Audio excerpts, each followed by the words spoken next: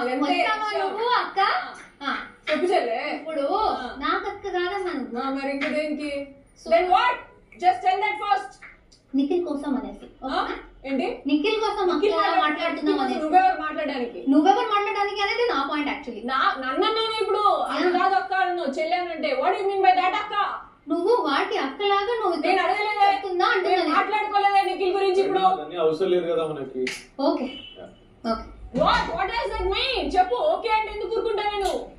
అరే నీ వాడు you to tell that and what does that mean? First go tell that. వాడికి అక్క అని చెప్పు. వాడికి నాకు డిస్కషన్ ఏం లేదు ఇక్కడ.